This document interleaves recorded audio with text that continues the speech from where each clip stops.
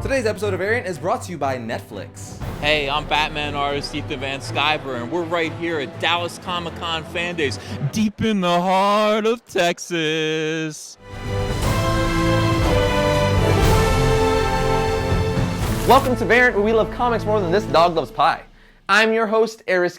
About 2 weeks ago, I went to Dallas Comic-Con, also known as Fan Day, so like the last time when I went to a con, I figured, why not make an episode about it and maybe interview some people, show you some cool cosplay, collectibles, basically just show you all this splendiferous comic goodness under one roof. So, like the first time when I went to Dallas Comic-Con, let's get our Dallas Comic-Con on.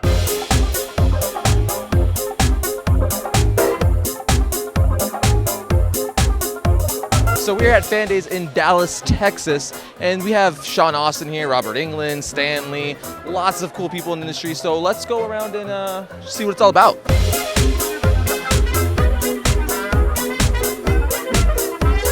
Okay, we're here with Jay from Incision Posters, and he's got some awesome original theatrical movie posters. Like right here, he's got a Return of the Jedi. So how did you acquire all these awesome posters? Just meeting people throughout the years, mainly theater owners who had gotten out of the business. They've stocked all the posters in a room, for 10, 20 years, and they all of a sudden have got 10,000, 5,000 posters in their house or something, so they want to get rid of them. What would you say some of the rarest or coolest pieces you have here today? Oh, coolest pieces. We got an original Raiders of the Lost Ark. We have an original Star Wars bootleg. George Lucas quickly found out about them and yanked them off the market, but a few of them survived. We got an original Texas Chainsaw Massacre. That's an Australian Daybill poster. And we got Freddie, who's here today. We're here with Kevin at Comics Kingdom, and we're going to check out, some of the rare comics he has at his booth. Well, we have a lot of Silver and Bronze Age stuff that we're selling right now. Like today we've sold an Iron Man #1, an X-Men #1, a lot of early Marvel issues, particularly because Stan Lee's here signing stuff. First issue of the X-Men, people, right here, where it all started. We got the first appearance of the Vision. That's a good issue. We've got Hulk 102. It's the first issue that they actually named it after the Hulk. A lot of early Spider-Man from 5 on up. A lot of key issues that Stan Lee wrote. People have been burning through our Amazing Spider-Man collection all day, getting ready for the Stan Lee signatures.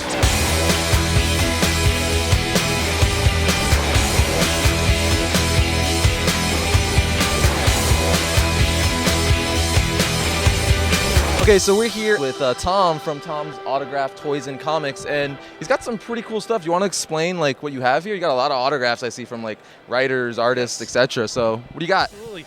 This is the largest collection of autographed comic books in the Dallas-Fort Worth area, and then a lot of toys and figures and whatnot, signed by various actors like John Delancey, who played Q, 52 figures, Justice League. What would you say is probably either your personal favorite piece or your most expensive or valuable, or what do you think is the most popular, anything like that? I got this from the Baltimore. It's also a Frisbee, but I don't recommend throwing this one, obviously, with all the autographs on it. It's signed by anybody that was at the Baltimore Comic-Con that had anything to do with Captain America. Walt Simonson, Mark Waid, Frank Cho, Bob McLeod, Roger Stern. I sold, this is my last one, and then I had some Captain America masks signed by the same team. That's awesome. Well, thank you, Tom, for your time. Thank you There's so some much. awesome stuff. Feel left out because you can't watch the 3rd season of The Walking Dead because you haven't seen the first 2? My friends, I have the answer for you. Netflix. Netflix streams TV shows, movies directly to your home, saving you time, money, and hassle. As a Netflix member, you can instantly watch TV episodes and movies streaming directly to your PC, Mac, right to your TV with your Xbox 360, PS3, or Nintendo Wii console, plus Apple devices, Kindle, and Nook. And you can get a free 30-day trial membership by going to netflix.com/variant and signing up now. And then you don't have to feel left out anymore, because you can be all caught up. All caught up.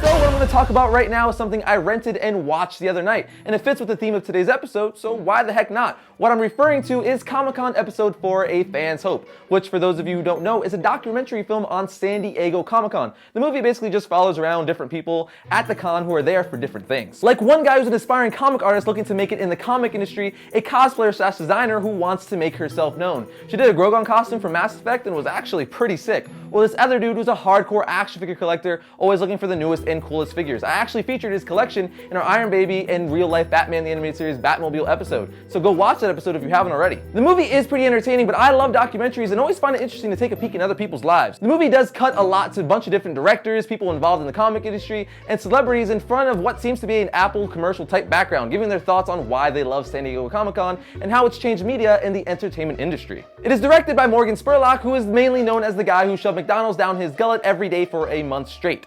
Stan Lee and Joss Whedon also had their hands in this, so if you're bored or this is just the closest you'll ever come to being able to go to Comic-Con, give it a rent.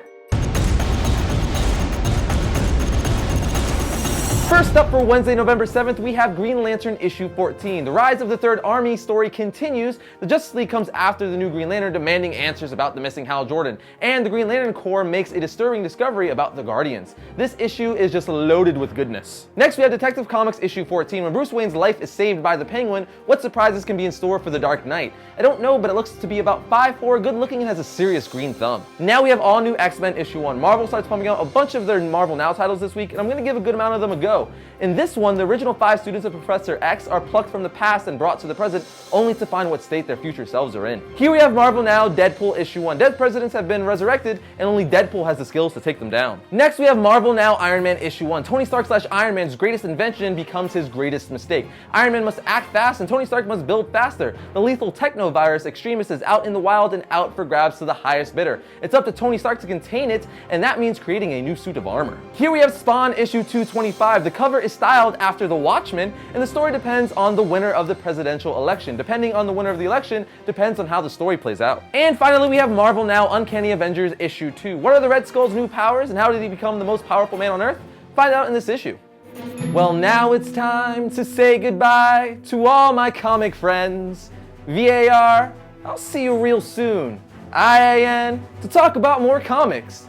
T, ran out of letters. But yeah, leave your thoughts and comments below, or also like our variant Facebook page. You can also follow me at Twitter at twitter.com/Arris_Quinones. I also hope you were of glee while watching this episode of Comic-Con. Comic-Cons are always fun, and I encourage all of you to go if you ever get the chance. But I will see you next week when I give the History of the Flash episode, like I promised. A cosplayer she's a sass designer. She gives sass while she designs. That's fun. Yeah. Big, stinky cheese. Give him the cheddar.